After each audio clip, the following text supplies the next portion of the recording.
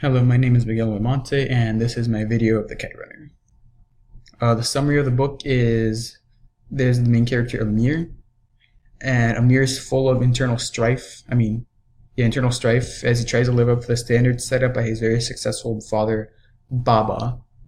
Amir also struggles treating Hassan, the boy who was practically his brother, and actually was his brother, as his equal. These struggles lead Amir to committing horrible things to secure Baba's appreciation at the expense of Hassan.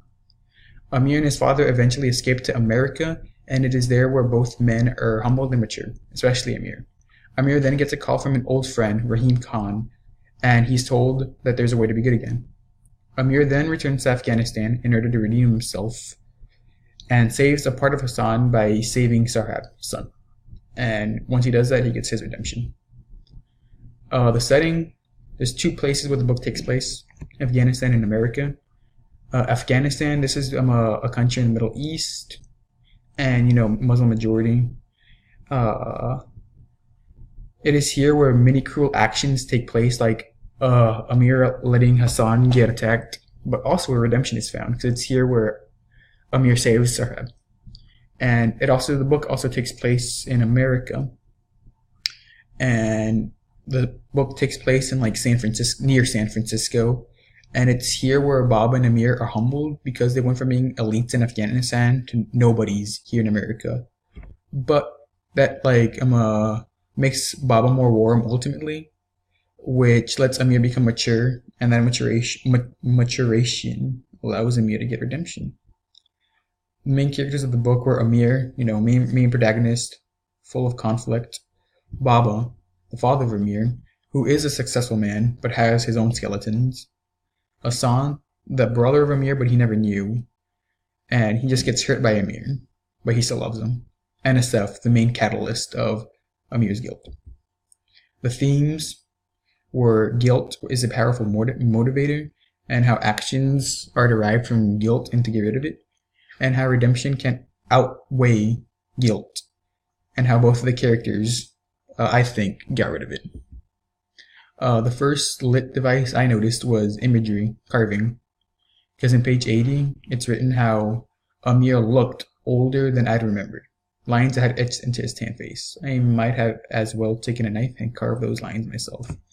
The image of Amir cutting into Hassan's flesh depicts a sense of intense guilt, as the act of using a knife is sadistic and cruel. This is significant as Hosseini reveals that Amir knows that he's responsible for those deep lines, and how heavily that burden affects Amir whenever he sees him, which leads Amir to do horrible things to get rid of Hassan, like planting money. Another device I noticed was symbolism with rain, because in page 94, when Amir is staying inside the house while Hassan and Ali move away from the house, Hosseini puts Amir in the house, and I think the rain symbolizes a cleanse, because both Hassan and Ali are escaping the terrible past, even Baba to a degree, but Hosseini wants to point out the fact that Amir isn't out there getting cleansed by the rain. He stays inside. But later on, with Sarhab at the end, he does get hit by the rain, and he does get cleansed, and he can move on from his past, like the characters earlier. Another device was detail, Baba's final words. And when Surya tries to give Baba morphine for his cancer, Baba replies with, "Not tonight, there is no pain." The detail of Baba not feeling pain, I think, is important because it shows how Baba has successfully rid himself of his own guilt, because he notices that Amir has actually become a man. Once he realizes that Amir has matured, his guilt is lifted and he's in bliss, which allows him to die peacefully, with no pain.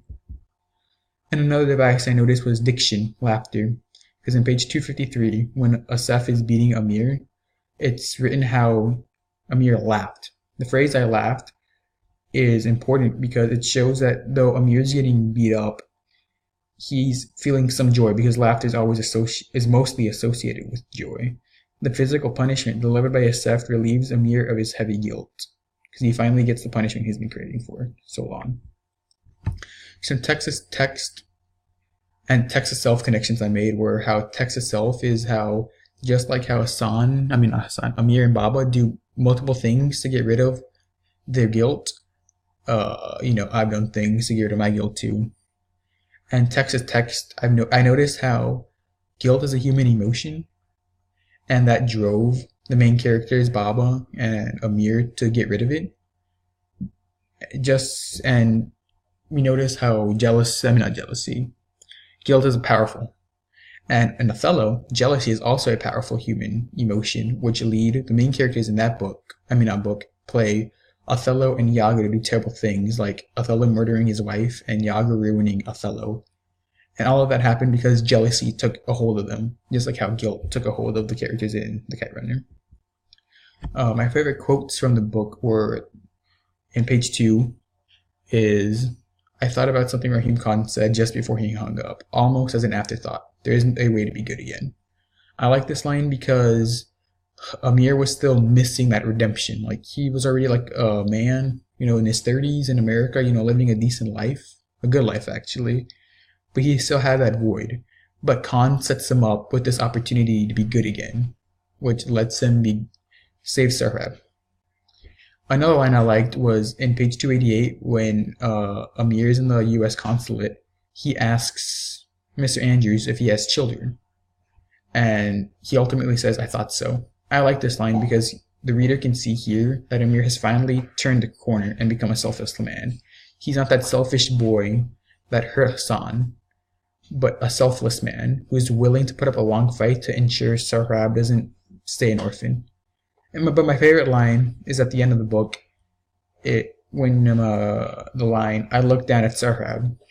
One corner of his mouth had curled up a smile. I thought to myself, for you 1,000 times over." I like this book because it shows how Amir and Sarab are feeling joy again for the first time in a long time in their lives, and how they can move on with their lives. Some unique discoveries I made about the events around the Kite Runner is just the history of Afghanistan, how they were ruled by the Achaemenids, Greeks, Abbasid, Mongols, and how in 1979, that's when the Soviets invaded the region, and insurgents had to fight them off, and the United States actually supported those insurgents because of the Cold War. This would ultimately backfire because it was a Taliban, and 9/11 occurred, and when that happened, the United States declared war in Afghanistan on the Taliban, and got them out of the government in December in 2001, and helped Afghanistan have their first election in 2004. But the government still isn't as stable as hoped, just because the Taliban is still a force in Afghanistan. My final analysis on the Kite Runner is that, despite it being an assigned reading, I really did enjoy it. I like the plot, mainly because Hosseini did a great job of making me hate Amir in the beginning, but then showing his character curve and how he would actually become a good man. And he completely did a 180. And this is probably my second favorite assigned reading, right behind The Outsiders, because I just love The Outsiders. But this is a top 10 book. Important information I got from The Kite Runner from a Marxist perspective is how influential the Hazara-Pashtun divide is in Amir.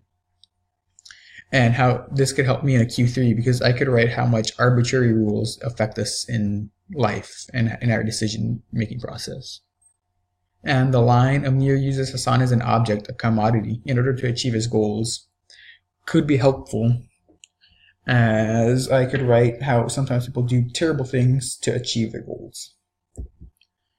Important information I got from The Kite Runner, guilt is the driving force of humanity, was how guilt drives human action.